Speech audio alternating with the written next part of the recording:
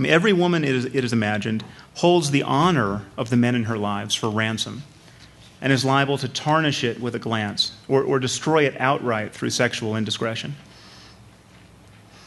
In this context, rape is actually a crime that one man commits against another man. The woman is only shame's vehicle, and often culpably acquiescent, being all blandishments and guile and winking treachery. In the Old Testament, in Deuteronomy 22, God says that if a woman doesn't scream loudly enough while being raped, she should be stoned to death as an accessory to her own defilement. There's no escaping the view in the Bible and the Quran that women have been put on earth to serve men, to keep their homes in order, and to be incubators of sons. So I think this is a fact that really cannot be disputed. If we ever achieve a global civilization that truly values and honors the rights and capabilities of women, it will not be because we paid more attention to our holy books. So, to summarize, the basic claim that we get our morality from religion is clearly false. The claim that we're the only species that has moral impulses is also false. I mean, clearly, our ability to cooperate with one another can be explained in evolutionary terms. I mean, chimpanzees, with whom we share 99% of our DNA, find one another's emotional lives contagious, just as we do. They're motivated to reconcile after disputes, to comfort one another. Chimpanzees have even died trying to save other chimpanzees from drowning. They react negatively to situations that they perceive as unfair, like the unequal distribution of food. Given how gregarious all primates are, it is not a surprise that evolution would have selected for a variety of ethical concerns and social instincts. Now, religious people, I think, are right to believe that our morality isn't merely a product of culture. I mean, it is deeply hardwired in us. And it clearly is massively empowered by our ability to speak and to write. I mean, language gives us the capacity to extend our moral horizons beyond our mere family and kin, and even beyond our species.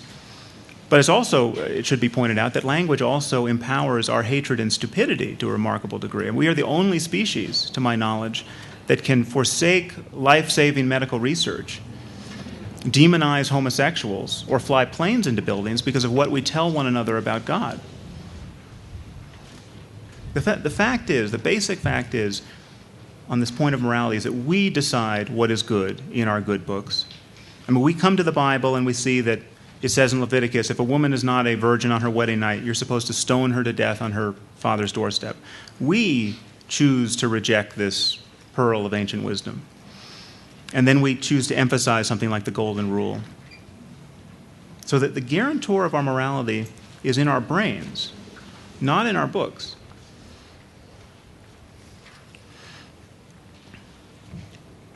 So I've spoken about the problems in arguing that religion is true and in arguing that religion is useful. The last way of defending God is to argue that atheism is dogmatic, intolerant, or otherwise worthy of reproach. Now, as I pointed out in my second book, Letter to a Christian Nation, atheism is really a term we do not need. I mean, in the same way that we don't have a word for someone who's not an astrologer. We don't have websites for non-astrologers. There are no groups for non-astrologers. Nobody wakes up in the morning feeling the need to remind himself that he's not an astrologer.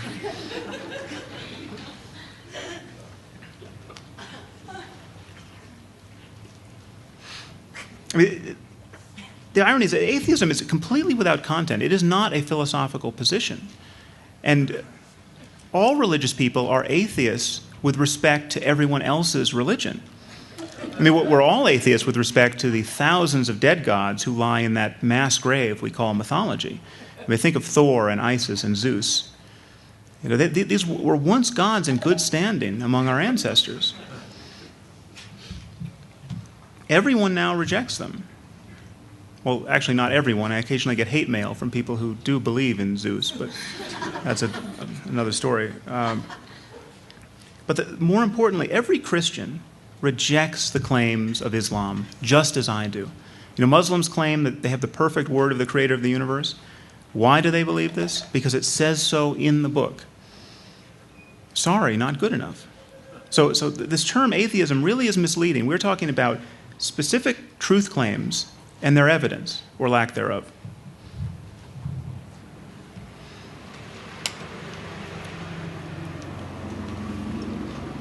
Now, what about the charge that atheism is dogmatic? Let's get this straight. Jews, Christians, and Muslims claim that their holy books are so profound, so prescient of humanity's needs, that they could have only been written by an omniscient being. An atheist is simply a person who has entertained this claim, read the books, and found the claim to be ridiculous. This is not dogmatism. There's nothing that an atheist needs to believe on insufficient evidence in order to reject the biblical God.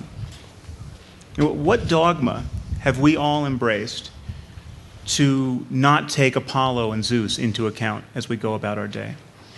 Would it be dogmatic to doubt that the Iliad or the Odyssey was dictated by the creator of the universe?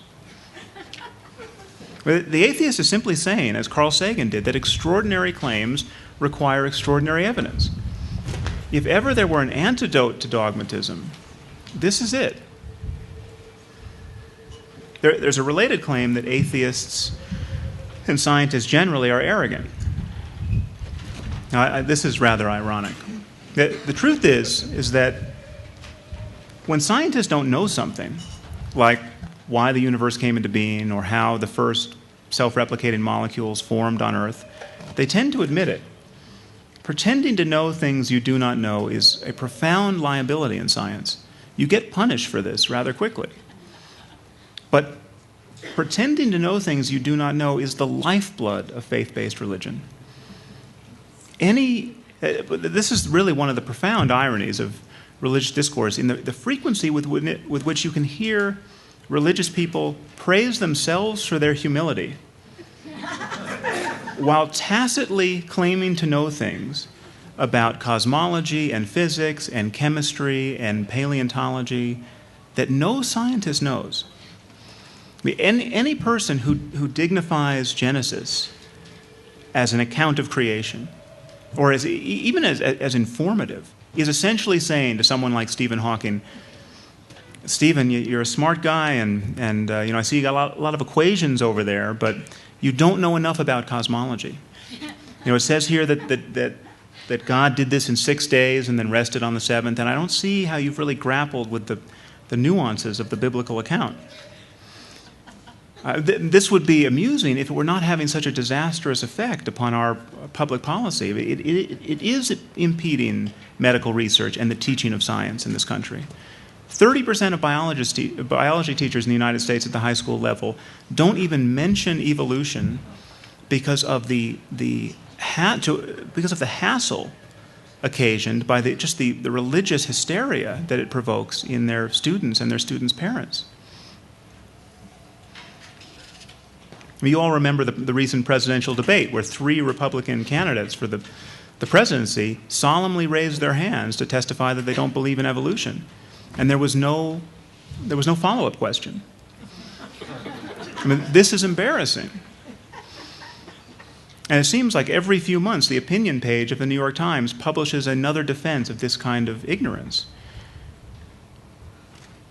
There's no question that this is eroding our stature in the eyes of the rest of the developed world.